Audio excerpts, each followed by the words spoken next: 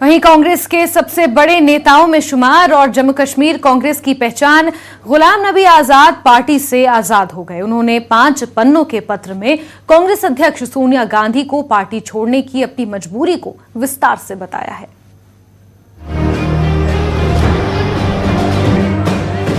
जो इसके बाद श्रीमती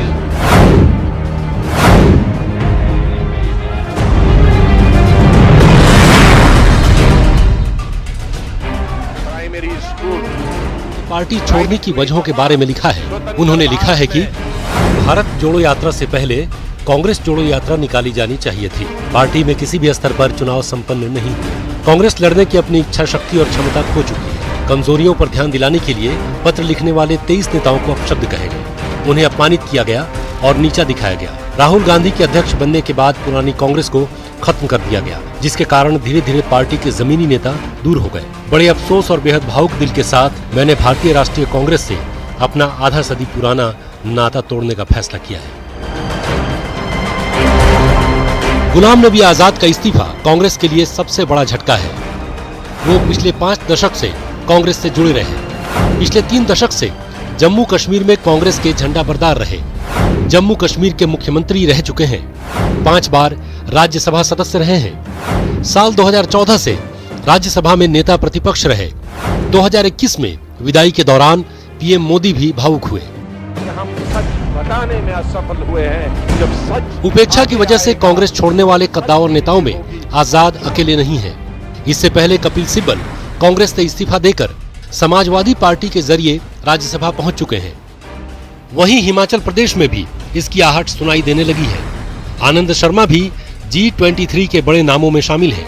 उन्होंने भी गुलाम नबी आजाद की तरह चुनाव के लिए बनी स्टीयरिंग कमेटी से इस्तीफा दे दिया। अब सवाल ये है कि क्या आने वाले वक्त में कांग्रेस के कुछ और बड़े नेता आजाद की राह अपना सकते हैं। Bureau report, news 18 network. इधर मुख्यमंत्री जयराम ठाकुर ने भी गुलाम नबी आजाद के इस्तीफे को लेकर कांग्रेस पर हमला बोला। उन्होंने कहा कि कांग्रेस डूबता हुआ जहाज है और पार्टी का वरिष्ठ नेतृत्व हताश और निराश है। पार्टी के बहुत वरिष्ठ नेता जो 1970 के दौरान जो है कांग्रेस पार्टी में शामिल होकर कांग्रेस पार्टी में काम करते हुए आगे बढ़े और केंद्र में बहुत महत्वपूर्ण दायित्व पर रहे सरकार में और पार्टी में, उन्होंने आज कांग्रेस पार्टी की प्राथमिक सदस्यता से त्यागपत्र दिया है और उसके साथ साथ में कांग्रेस पार्टी के तमाम सभी दायित्वों को जहां पर वो थे उन पदों से, उन दायित्वों से भी त्यागपत्र दिया है। स्वाभाविक रूप से इससे मालूम पड़ता है कि कांग्रेस पार्टी अब डूबता हुआ जहाज है।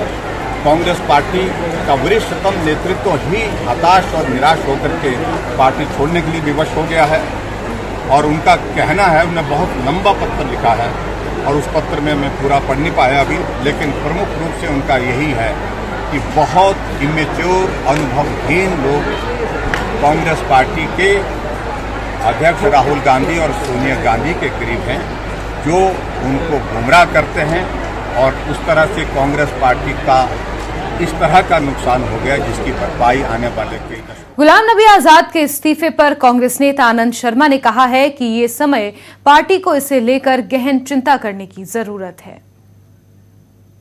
इस स्थिति पे पहुंच जाएं कि मजबूर होकर वो एक 50 साल से बड़ा लंबा रिश्ता उनको तोड़ना पड़ा। जाहिर है वो बहुत आहत हुए होंगे, उनको चोट भी पहुंची। ये स्थिति आने से बचाई जा सकती थी। ये बात समय समय पर कही भी गई, क्योंकि जो भी बातें संगठन के हित में उठाई थी वो कांग्रेस को पुनर्जीवित करने के उद्देश्य से। ये आज की घटना से जुड़ी बात नहीं, ये 2020 में है, जब हम चिंतित थे कि कांग्रेस की सर्वाइवल के लिए, कांग्रेस को एक मजबूत संगठन के रूप में दोबारा जिंदा करने के लिए हमको आत्मचिंतन की आवश्यकता है और कुछ वो सुधार लाने मूलभूत चाहे वो प्राइमरी यूनिट हो, ब्लॉक कमेटी हो, ज़िला हो और देश में, जिससे कांग्रेस का एक ऐसा सोच बने अपनी विचारधारा से जुड़े हुए कि आम कांग्रेस का नेतृत्व पूरे राष्ट्र में हर निर्णय में अपने आप को शामिल समझे कि जो भी फैसला किया है इसमें मेरी भी आवाज़ है।